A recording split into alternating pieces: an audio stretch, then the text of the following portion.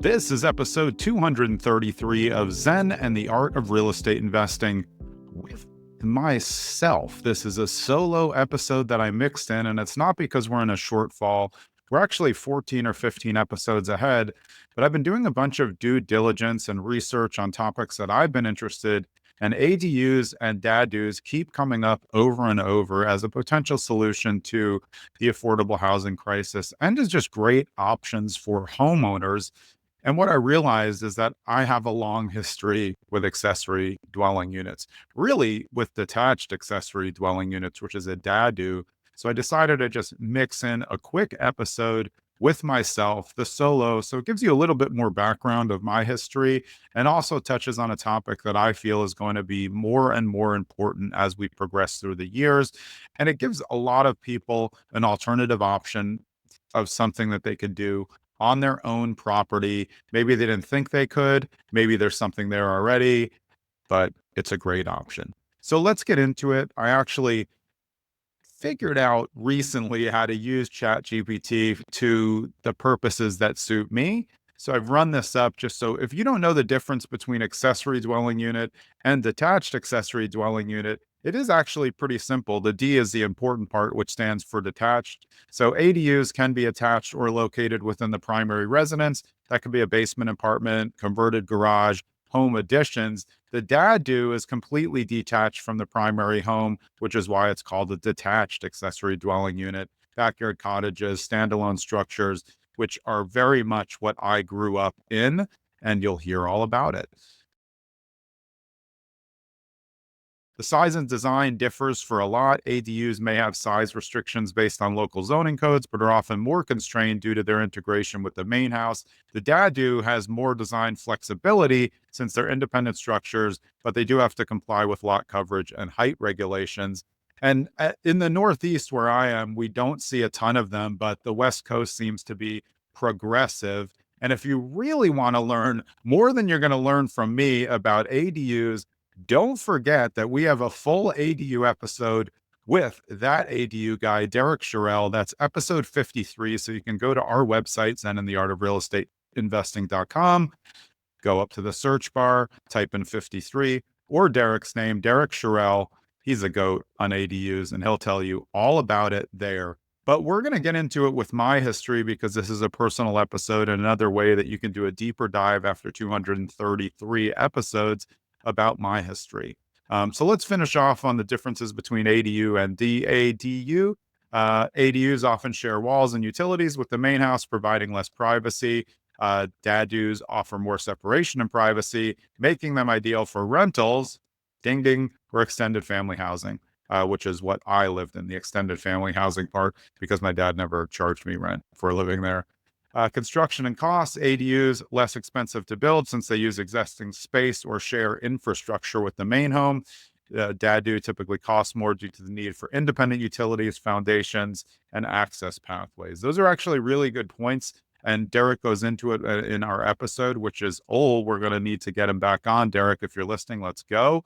And then number 5, the zoning and permits. Both are subject to local zoning laws, but the DADU often has stricter regulations regarding placement, lot size, and setbacks because it's a separate structure. So you're going to need to understand, one, is your township amenable to ADUs? And then you need to understand the setback rules.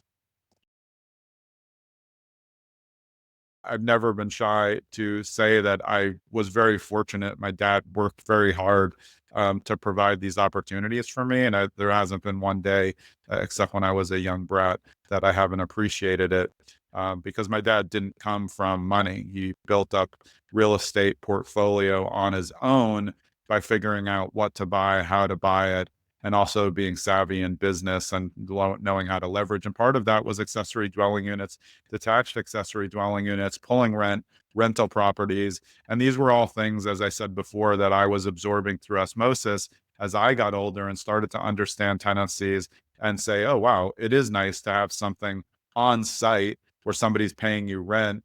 And again, now, I mean, nowadays, a lot of those properties we probably would have done short-term rentals at because they had a separate drive and you could easily drive into them, or there was separate parking, and that would be a way to upgrade. So a lot of people who have the capability to have a garage unit, ADU, DADU, You can use those to upgrade. You can get nice steady rent and no transients by having one long-term tenant, or you can go in the other direction and do short-term rental or mid-term rental if it's allowed in your area for the type of property you have. Again, those are much better opportunities in areas where there are STR regulations, because most of the places where there are STR regulations, where it's 30-day stay or more, you usually can do short-term rental as long as you live on property. So if you own the main house and you have a back house and STR is allowed, you can usually skirt the areas even where they have regulations. Not all of them, so don't go buy things without checking.